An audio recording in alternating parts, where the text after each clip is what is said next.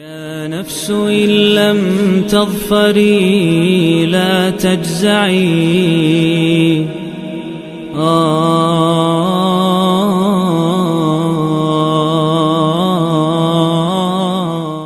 আর আল্লাহর নবীর হাদিস সহিহ ইবনে হিব্বানের মধ্যে শোয়েবুল ঈমানের মধ্যে আল্লাহ পাকের নবী বলছেন শাবান মাসের অর্ধেক তারিখ অর্থাৎ শাবে বারাতে আল্লাহর নবী বলছেন সুমু নাহারাহা, এই দিনের বেলা তোমরা রোজা রাখবে।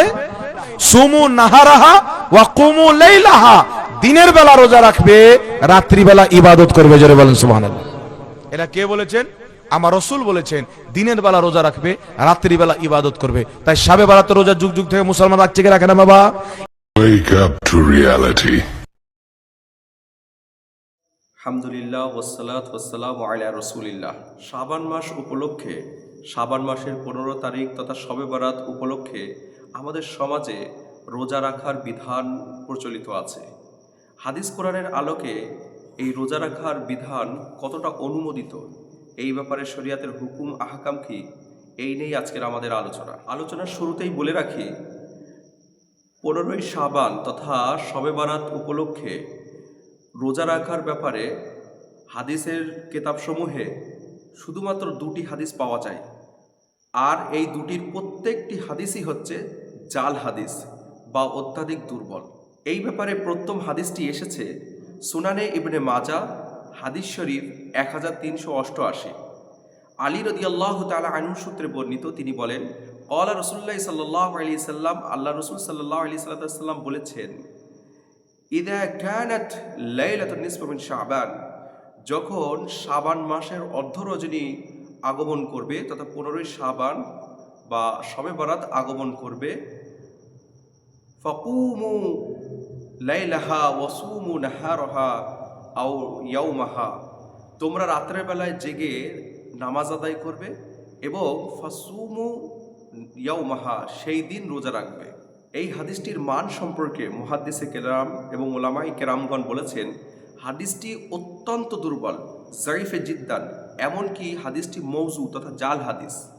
এই হাদিসের সনদে ইবনে আবি সাবরাহ নামক একজন রাবি আছে, যার পুরো নাম হচ্ছে আবু বকর ইবনে আবদুল্লাহ ইবনে মুহাম্মদ ইবনে আবু সাবরাহ। এই রাবি অত্যাধিক দুর্বল, এমনকি হাদিসে জালিয়াতি করত, হাদিস তৈরি করত এবং মিথ্যা হাদিস বর্ণনা করতেন। এই রাবির ব্যাপারে মুহাদ্দিসে কেরামগণ বিভিন্ন মন্তব্য করেছেন। আমরা এই ব্যাপারগুলি জানতে ইমাম শামসুদ্দিন আয-যাহাবী রাহমাতুল্লাহ আলাইহির লেখা হাদিসের সনদের রাবিদের ওপর জীবনী গ্রন্থ সিরুল আলা ওয়ান নুবলা 7 নম্বর খণ্ডের 330 নম্বর পৃষ্ঠা, রাবি নম্বর 116, সেখানে দেখব যে এই রাবির ব্যাপারে মুহাদ্দিসে কেরামগণ কি মন্তব্য করেছেন। আমরা দেখি শুরুতেই ইমাম শামসুদ্দিন আয-যাহাবী রাহমাতুল্লাহ আলাইহি বলেছেন, ওয়া যায়িফুল হাদিস মিন কিবালি হিফজিহি, এই রাবি তার স্মৃতিশক্তি দুর্বল হবার কারণে হাদিস শাস্ত্রে দুর্বল, অর্থাৎ তার হাদিস দুর্বল হাদিস। ইমাম বুখারী রাহমাতুল্লাহ আলাইহি বলেছেন যায়িফুল হাদিস, এই রাবির বর্ণনাকৃত হাদিস দুর্বল। ইমাম নাসাই রাহমাতুল্লাহ আলাইহি বলেছেন মাতরুকুন, এই রাবির বর্ণনাকৃত হাদিস পরিত্যক্ত। ইমাম আহমদ ইবনে হাম্বল রাহমাতুল্লাহ আলাইহি বলেছেন কানা ইয়াজউল হাদিস, এই রাবি হাদিসে জালিয়াতি করতেন, মিথ্যা হাদিস বর্ণনা করতেন, হাদিস তৈরি করতেন। ইমাম ইবনে আদি রাহমাতুল্লাহ আলাইহি বলেছেন আম্মাতু মা ইয়ারউইহি গায়রু মাহফুজিন, অর্থাৎ এই রাবির বর্ণনাকৃত সকল হাদিসই হচ্ছে গায়রে মাহফুজ, অর্থাৎ অসুরক্ষিত। তিনি পাশাপাশি আরও বলেন ওয়া ফি জুমলাতি মান ইয়াজাউল হাদিস, এই রাবি নিজের ইচ্ছা অনুযায়ী, এই রাবি নিজের মন গড়াত হাদিস বর্ণনা করতেন, হাদিসে জালিয়াতি করতেন।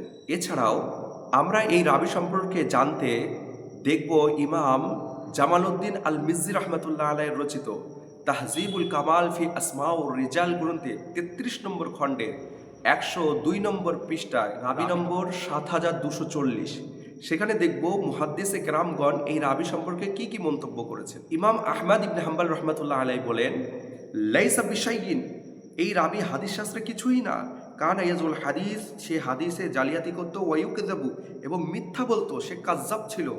ইমাম ইয়াহইয়া ইবনে মাইন রহমতুল্লাহ আলাইহি বলছেন যায়ফুল হাদিস, তার হাদিস বর্ণনাকৃত হাদিস দুর্বল। লাইসা বিশাইইন, সে হাদিস শাস্ত্রে কিছুই না, তার হাদিস কিছুই না। ইমাম বুখারী রহমতুল্লাহ আলাইহির ওস্তাদ আলী ইবনে মদিনী রহমতুল্লাহ আলাইহি তিনি বলছেন কানা যায়িফান ফিল হাদিস, হাদিস শাস্ত্রে এই রাবি দুর্বল। কানা মুনকিরুল হাদিস, এই রাবির বর্ণনাকৃত হাদিস খুবই মন্দ, নিন্দনীয়, মুনকার। ইমাম বুখারী রহমতুল্লাহ আলাইহি অনুরূপ বলেছেন মুনকারুল হাদিস, এই রাবির বর্ণনাকৃত হাদিস মুনকার। এছাড়াও এই রাবি সম্পর্কে জানতে আমরা দেখতে পারি ইমাম খাতিব আল বাগদাদি রহমতুল্লাহ আলাইহির লেখা তারিখে বাগদাদ 16 নম্বর খণ্ডের 536 নম্বর পৃষ্ঠা, রাবি নম্বর 7649। সেখানে বিস্তারিতভাবে আলোচনা করেছেন যে কোন কোন মুহাদ্দিস এই রাবিকে বিভিন্ন দোষে দোষম্বিত করেছেন। সব থেকে বড় কথা, এই সনাদের রাবি ইবনে আবু সাবরার ব্যাপারে মুহাদ্দিসে কেরামগণ বলেছেন তিনি হাদিসে জালিয়াতি করতেন।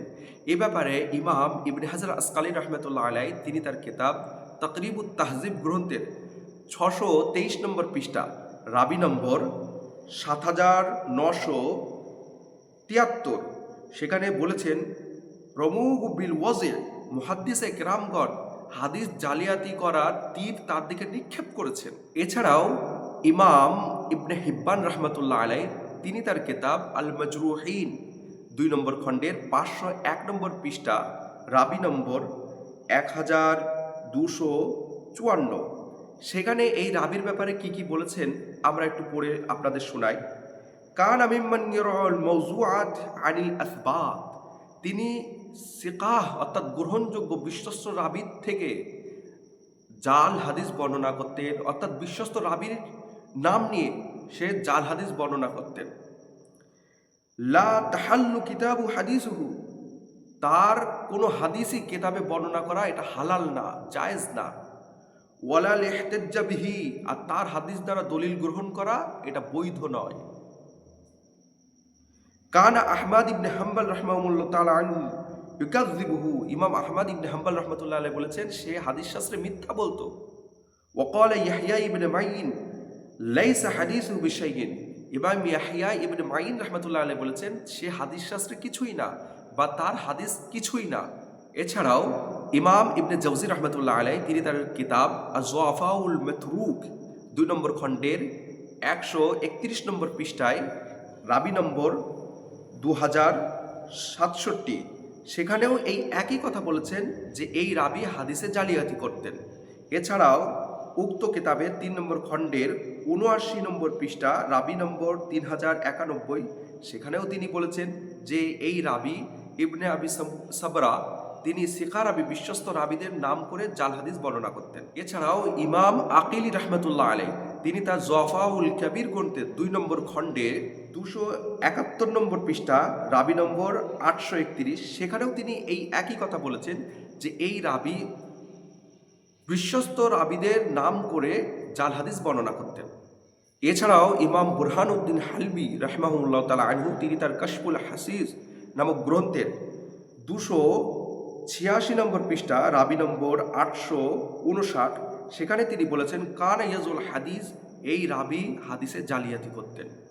এছাড়াও ইমাম বুখারী রহমতুল্লাহ আলাইহির ওস্তাদ ইমাম মুহাম্মদ ইবনে সাদ রহমতুল্লাহ আলাইহি তিনি তার তাবকাত গ্রন্থের 5 নম্বর খণ্ডের পৃষ্ঠা নম্বর 476, রাবি নম্বর 1384, সেখানে তিনি বলেছেন ওয়াকানা কাসীরুল হাদিস, এই রাবি অত্যাধিক হাদিস বর্ণনা করতেন। ওয়ালাইসা বিহুজ্জাতিন, তবে তার হাদিস হুজ্জাত না, দলিল না, গ্রহণযোগ্য করা যাবে না।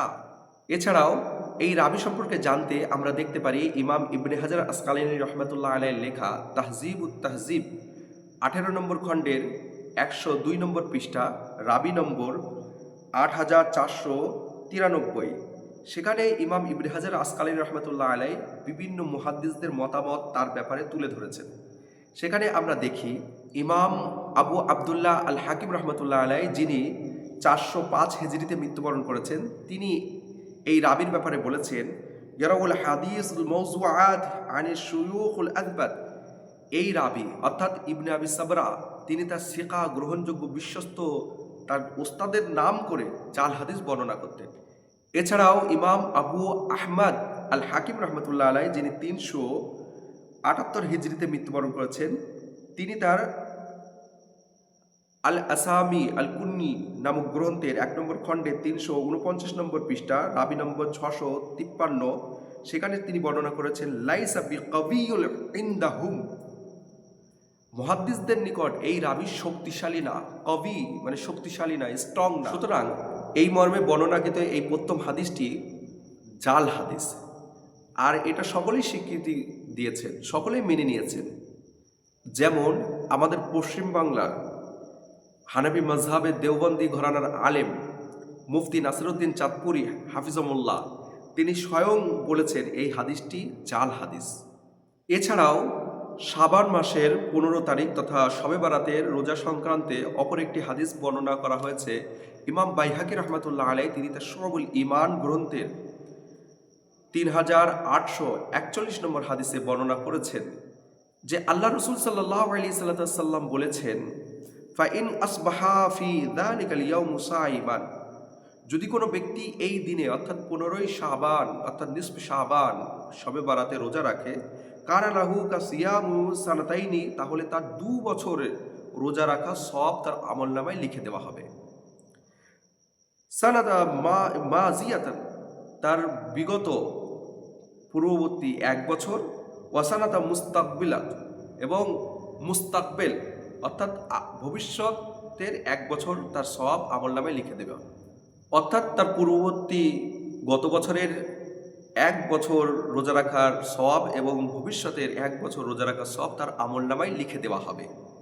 এই হাদিসটি বর্ণনা করে ইমাম বাইহাকি রহমতুল্লাহ আলাই তিনি নিজে এই কিতাবের নিচেই লিখছেন, ওয়াকালা ইমাম আহমদ ইবনে হাম্বল, ইমাম আহমদ ইবনে হাম্বল রহমতুল্লাহ আলাই বলেছেন, হাদা হাদিসুন মাওজুআন, এই হাদিসটি মৌজু অর্থাৎ জাল হাদিস, ওয়া মুনকির, এবং এই হাদিসটি পরিত্যক্ত নিন্দনীয় হাদিস। তিনি বলেছেন ওয়াফি রিওয়ায়াতি মিসলু উসমান ইবনে সাঈদ মাজহুলুন, আর এই সনদের একাধিক রাবি তারা মাজহুল অর্থাৎ অজ্ঞাত অপরিচিত রাবি এবং অনেক দুর্বল রাবি আছে এবং জাল হাদিস বর্ণনাকারী রাবিও আছে। সুতরাং এই মর্মে বর্ণনাকৃত দ্বিতীয় হাদিসটিও জাল হাদিস। আর এই মর্মে অর্থাৎ 15ই শাবান তথা শবে বারাত সংক্রান্তে যে সমস্ত হাদিসে রোজার কথা বলা হয়েছে, এই সকল হাদিসই হচ্ছে জাল হাদিস। এই ব্যাপারে সমস্ত মুহাদ্দিসে কেরামগণ, প্রত্যেক ঘরানার ওলামায়ে কেরামগণ এটা স্বীকার করেছেন। যেমন সৌদি আরবের বড় বড় তাবড় শায়েখ এবং মুহাদ্দিস এবং হাদিস গবেষক ওলামায়ে কেরামগণ তারা এটি স্বীকার করেছেন যে এই মর্মে বর্ণনাকৃত হাদিসগুলি হচ্ছে অত্যাধিক দুর্বল এবং জাল। السلف أنهم كانوا يعني يحرصون على صيام ليلة نصف من شعبان أو قيام الليلة أو الدعاء في تلك الليلة، والنفس تميل إلى أن الحديث لا يصح لا يثبت، وبالتالي لا يثبت فيها شيء. ولكن السلام عليكم ورحمة الله وبركاته. عليكم السلام ورحمة الله وبركاته. بارك الله لنا فيك عم الشيخ. وإياك، تفضل وفيك. بالنسبة لصحة حديث ينظر الله إلى عباده في ليلة النصف من شعبان، حديث ضعيفة. هل صيام النصف من شعبان سنة عن الحبيب صلى الله عليه وسلم؟ لا، الحديث الذي ورد في صيام النصف من شعبان حديث موضوع. إذا كان ليلة النصف من شعبان فقوموا ليلها وصوموا نهارها، هذا مكذوب لا يصح عن النبي عليه الصلاة والسلام. لم يصح حديث في تخصيص يوم النصف من شعبان بصيام، ما صح. يصام على أنه من أيام البيض لا مانع، كما يصوم المسلم في الشهور الأخرى، يصوم 13 و14 و15 أيام البيض، يصوم من أي شهر. أما ما يصوم من أيام البيض ولا يصوم 13 و14، بس يجي في نصف شعبان فقط ويستهدف 15 بالصيام فقط، ثم يعتقد أن فيها ميزة خاصة وأن تغفر الذنوب، هذه بدعة من البدع. لم يثبت عن النبي صلى الله عليه وسلم تخصيص 15 من شعبان بصيام.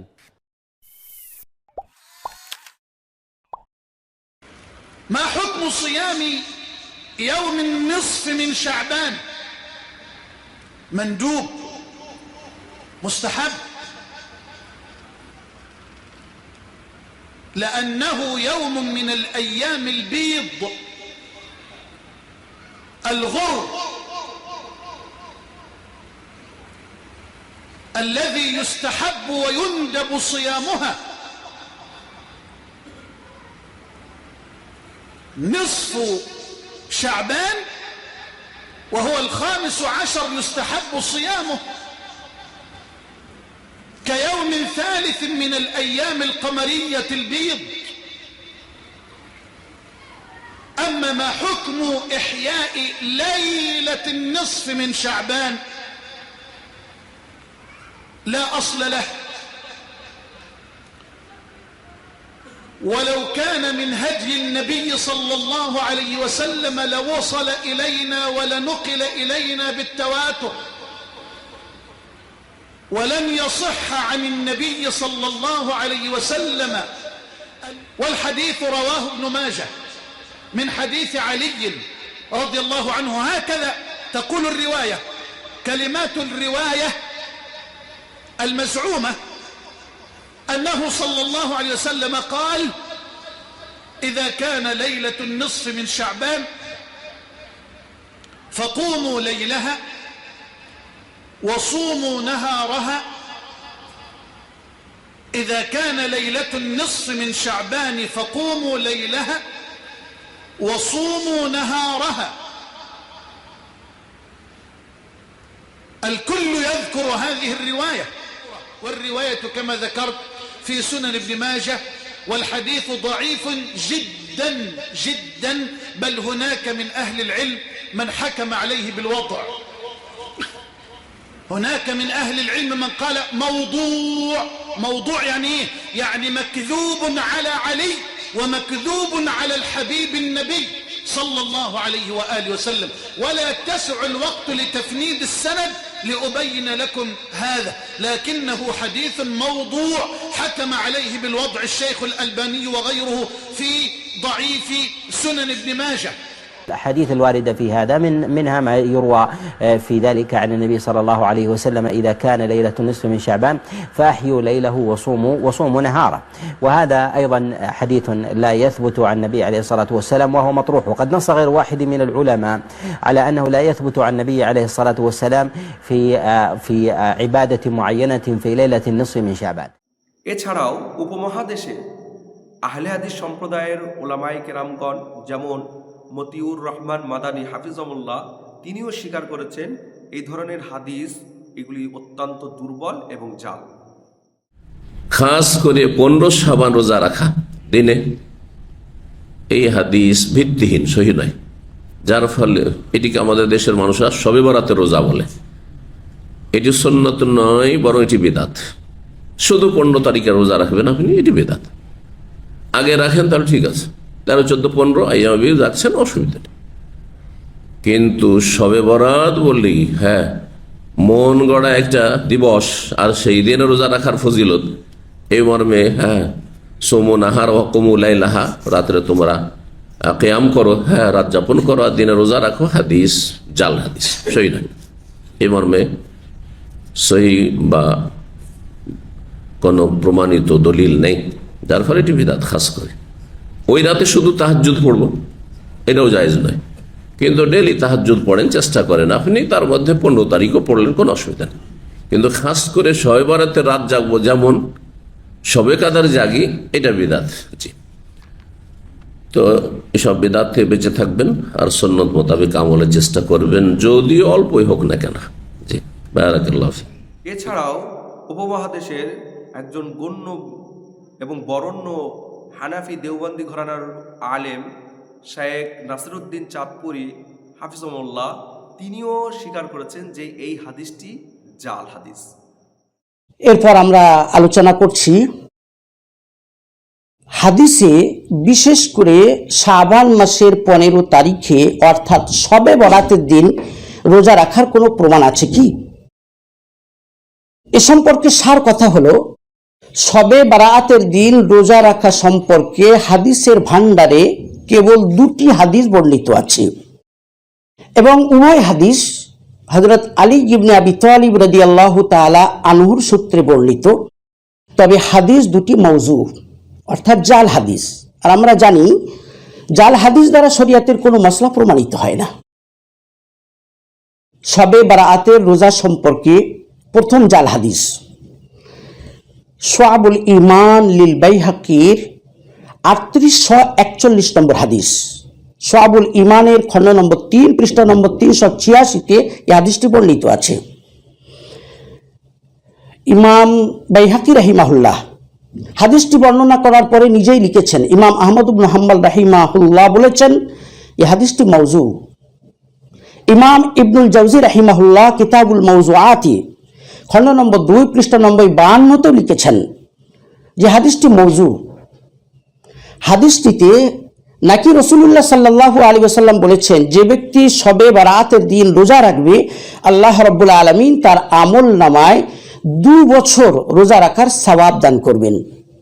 বিগত 1 বছর আর আগামী 1 বছর, এই 2 বছর রোজা রাখা সমতুল্য সওয়াব রাসূলুল্লাহ সাল্লাল্লাহু আলাইহি ওয়াসাল্লাম নাকি বলেছেন আল্লাহ তাআলা এই বান্দার আমল নামায় লিখে দেবেন। কিন্তু আমরা এটা জানতে পেরেছি হাদিসটি মওযু, সুতরাং এই হাদিসটি মানুষের কাছে প্রচার করা ঠিক নয়। শবে বারাতের দিন রোজা রাখা সম্পর্কে দ্বিতীয় মওযু হাদিস। হাদিসটি বর্ণিত হযরত আলী ইবনে আবি তালিব রাদিয়াল্লাহু তাআলা আনহু থেকে। এই হাদিসটি বর্ণিত আছে সুনান ইবনে মাজার 99 নম্বর পৃষ্ঠায়, সুনান ইবনে মাজার হাদিস নম্বর 1388, এবং এই হাদিসটি মিশকাতুল মাসাবিহ কিতাবে 115 নম্বর পৃষ্ঠায় লেখা আছে। সুনান ইবনে মাজার উদ্ধৃতিতেই লেখা আছে নাকি রাসূলুল্লাহ সাল্লাল্লাহু আলাইহি ওয়াসাল্লাম বলেছেন, লাইলাতুন নিসফি মিন শাবান যখন আসবে, অর্থাৎ শবে বরাতের দিনে, ফাকুমু লাইলাহা ওয়াসুমু ইয়াওমাহা, শবে বরাতের দিন রাতের বেলা তোমরা দাঁড়িয়ে দাঁড়িয়ে নামাজ পড়ো আর দিনের বেলা রোজা রাখো। এই হাদিসটি গবেষণা নিরীক্ষে দেখা গেছে মাউজু হাদিস, জাল হাদিস। কেননা এই হাদিসের সনদে ইবনে আবি সাবরা নামক একজন রাবি আছেন, যার সম্পর্কে আল্লামা ইবনে হাজার আসকালানী রাহিমাহুল্লাহ তাকরিবুত তাহজিব কিতাবে 7973 ক্রমিক নম্বরে লিখেছেন, রামাউহু বিল ওয়াজঈ। হাদিস বিত্তাগণ ইবনে আবি সাবরার দিকে মিথ্যা হাদিস রচনা করার তীর নিক্ষেপ করেছেন। তার মানে ইবনে আবি সাবরার হাদিস মাউজু হয়, জাল হাদিস হয়। সুতরাং এই হাদিসটি মানুষের কাছে প্রচার করা ঠিক নয়। এই জন্যই বিখ্যাত হানাফি মুহাদ্দিস মোল্লা আলী কারি রাহিমাহুল্লাহ মিশকাতুল মাসাবিহ কিতাবের মশহুর ব্যাখ্যা গ্রন্থ মিরকাতুল মাফাতিহ কিতাবে এই হাদিসটির ব্যাখ্যা করতে গিয়ে শেষে লিখেছেন, ওয়ালাকিন্নাল হাদিসা লাইসা বিকাওয়ি, এই হাদিসটি মজবুত নয়। সুতরাং মানুষের কাছে এই ধরনের হাদিস প্রচার করা ঠিক নয়। আল্লাহ রাব্বুল আলামিন আমাদের সকলকে মানুষের সামনে জাল হাদিস প্রচার করা থেকে হেফাজত করুন। এছাড়াও পাকিস্তানের নিবাসী দেওবন্দি হানাফি ঘরানার আলেম মুফতি মাসুদ সাহেব তিনিও বলেছেন যে এই মর্মে বর্ণনাকৃত হাদিসগুলি দুর্বল। शब बारात की इबादत और रोज़े का हुक्म, क्या 15 शाबान की कोई इबादत है? जो लोग 15 शाबान की रात स्पेशल जाग कर इबादत करते हैं और रोज़े का भी एहतमाम करते हैं, क्या ये हदीस से साबित है? उम्मे अंजुम सियालकोट। 15 शाबान का रोज़ा तो किसी सही हदीस से साबित नहीं है, इसलिए इसको तो छोड़ देना चाहिए इसको। और क्योंकि ज़ईफ़ हदीस से बहरहाल किसी अमल का सबूत नहीं होता। 15 शाबान के रोज़े के बारे में जो हदीस है वो ज़ईफ़ है, तो उससे अमल साबित नहीं होता। और बाकी कोई मखसूस इबादत नहीं है।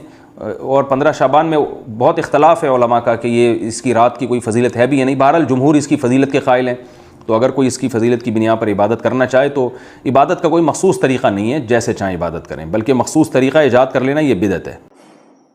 এছাড়াও বর্তমান যুগের শাইখুল ইসলাম মুফতি জাস্টিস তাকি উসমানী হাফিজুল্লাহ, যিনি হানাফি দেওবন্দি ঘরানার আলেম, তিনিও বলেছেন 15 শাবান তথা শবে বারাতের রোজা সংক্রান্ত হাদিসগুলি জাল এবং দুর্বল। इसके बाद अगले दिन जो है यानी 15 शाबान, उसके रोजे के बारे में कोई हदीस सही नहीं। ये जो मशहूर है कि उस रात का, उस दिन का रोजा रखना जो है वो खास तौर पर उस दिन का रोजा, इसके लिए जो हदीस आई है वो बहुत कमजोर ज़ईफ है, काबिल एतबार नहीं। अलबत्ता अभी बात कर चुका हूं कि शाबान के सारे ही महीने में आप रोजे रखा करते थे, सारे महीने के अक्सर अय्याम में रोजे रखा करते थे। लिहाजा वो फजीलत जिस तरह आज के दिन को हासिल है, इसी तरह कल के दिन को भी हासिल है, परसों को भी हासिल है, तरसों को भी हासिल है। और दिनों में नहीं रख सके उस दिन रख लो, लेकिन खास तौर से 15 शाबान के रोजे की तो कुछ ज्यादा फजीलत समझकर रोजा रखना मुनासिब नहीं, लेकिन सारे शाबान में जब भी मौका मिल जाए रख दिया जाए। এখন প্রশ্ন হচ্ছে শবে বারাত উপলক্ষে তথা 15ই শাবান উপলক্ষে রোজা রাখা যাবে কিনা। তো এই ব্যাপারে বলি, শরিয়াতে নির্দিষ্ট করে এই দিনে রোজা রাখার বিধান দেওয়া হয়নি। যে দুটি হাদিস এসেছে ইতিপূর্বেই বলেছি, সেই দুটি হাদিসই জাল হাদিস ও অত্যন্ত দুর্বল। ইমাম নববী রহমতুল্লাহ আলাই তিনি তার আল ইফকার নামক কিতাবে বলেছেন জাল হাদিস দ্বারা দলিল গ্রহণ করা যায় না বা শরিয়াতের কোনো বিধান দেওয়া যায় না। সুতরাং আমাদের সমাজে যে শবে বারাত উপলক্ষে রোজা রাখার প্রচলন আছে এটি একটি ভ্রান্ত জিনিস। সুতরাং সকল ঘরানার ওলামায়ে কেরামগণ আপাত জনতাকে এটাই বোঝানোর চেষ্টা করেছেন যে শবে বারাত উপলক্ষে 15ই শাবানে কোনো রোজা নাই।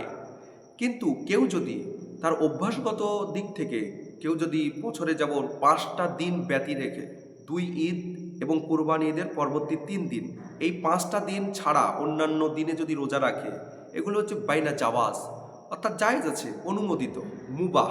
সুতরাং তার অভ্যাস অনুযায়ী সে যদি রোজা রাখতে চায় সেগুলি জায়েজ আছে, তবে শবে বারাত উপলক্ষে কোনো রোজা নাই।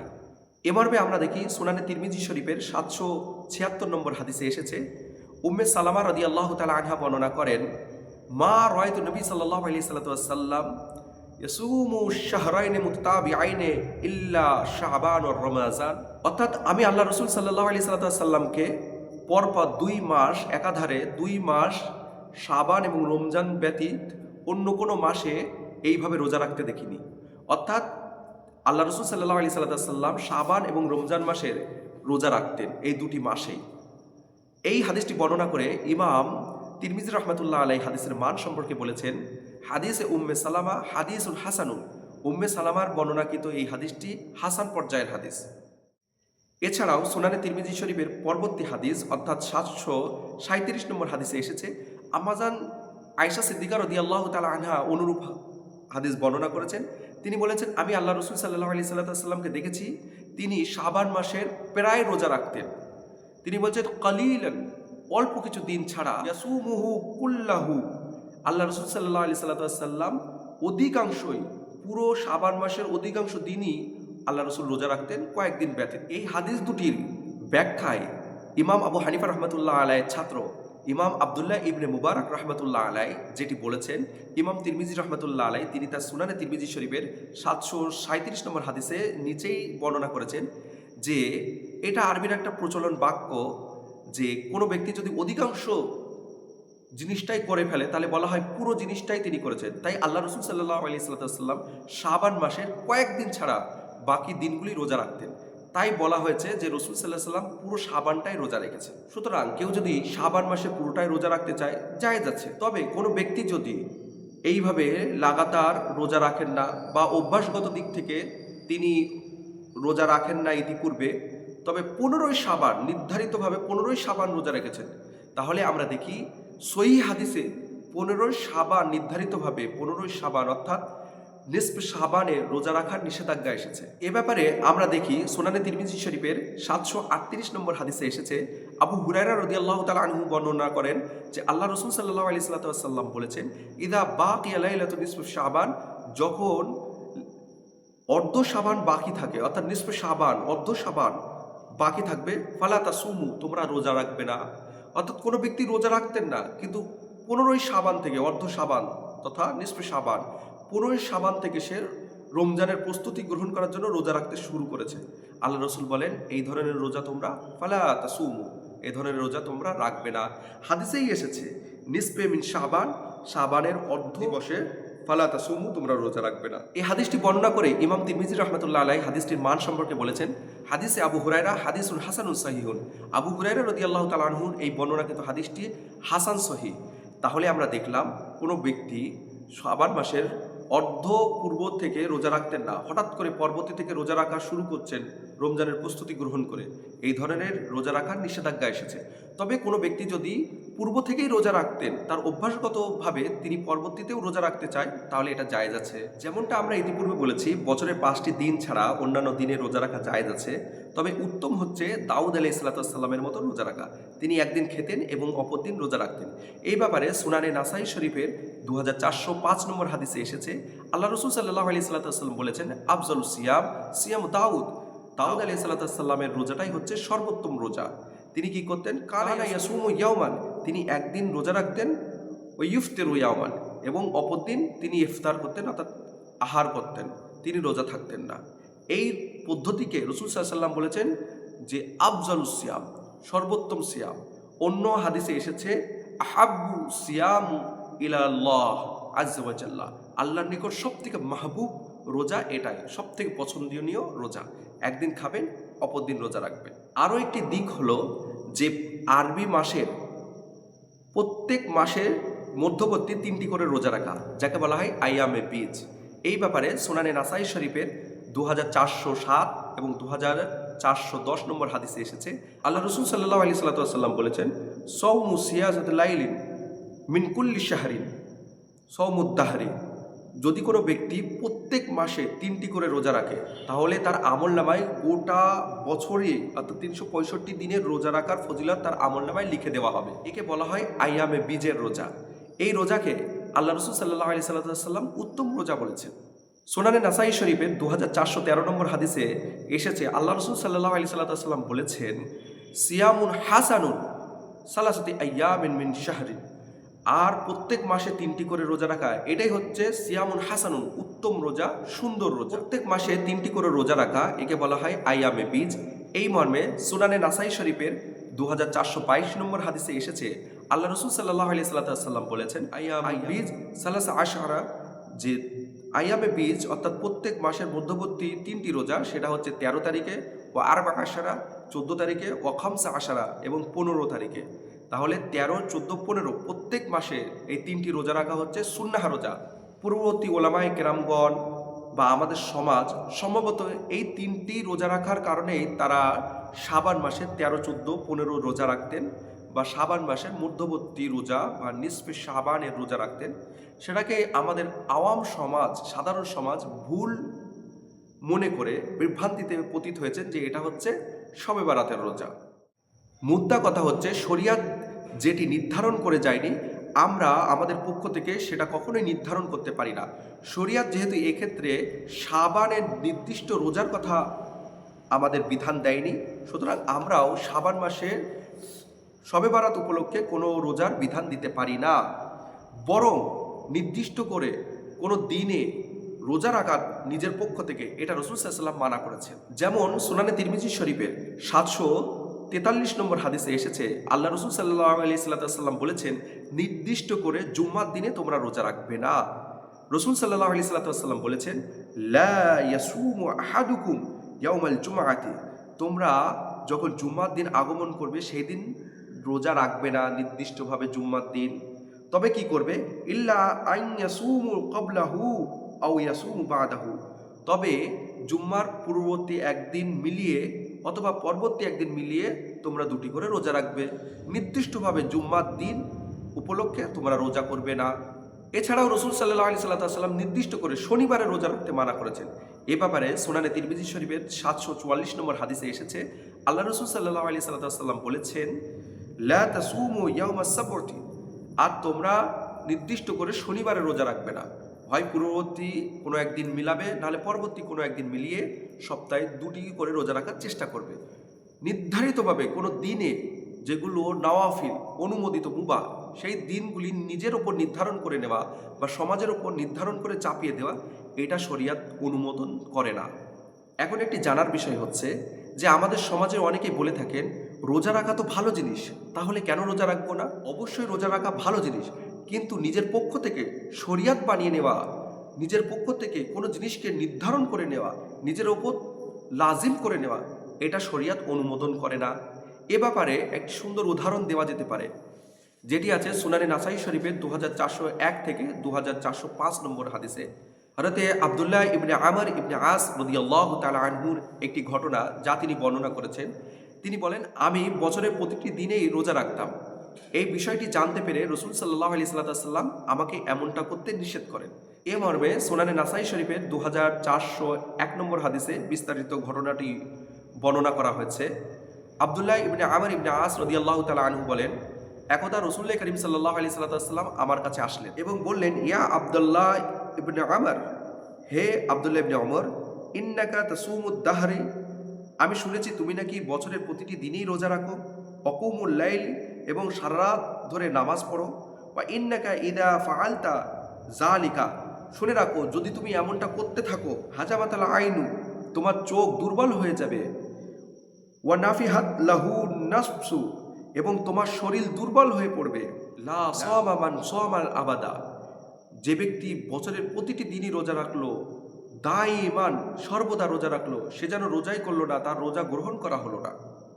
আল্লাহ রাসূল সাল্লাল্লাহু আলাইহি ওয়াসাল্লাম এমনটা বললেন। কি বললেন? লা সামা, সে যেন রোজাই রাখলো না, তার রোজাটা গ্রহণ করা হলো না, যে এমনটা করলো। এখন কি রাসূল সাল্লাল্লাহু আলাইহি ওয়াসাল্লামকে এটা বলা হবে যে হুজুর সাল্লাল্লাহু আলাইহি ওয়াসাল্লাম ভালো কাজের বিরোধিতা করতেন? না, বরং হুজুর সাল্লাল্লাহু আলাইহি ওয়াসাল্লাম যেটা আমাদের জন্য ভালো বিবেচনা করেছেন সেটা আমাদের জন্য দিয়ে গেছেন। হুজুরের মত পথ থেকে আমরা যদি সরে যাই তাহলে নিঃসন্দেহে আমরা গুমরাহ হয়ে যাব। তাই সব কথার শেষ কথা, শাবান মাসে চাইলে অভ্যাসগতভাবে আপনি রোজা রাখতে পারেন। উত্তম হচ্ছে প্রত্যেক মাসে 3টি করে রোজা রাখা, 13, 14, 15, যেটিকে বলা হয় আইয়ামে বীজ।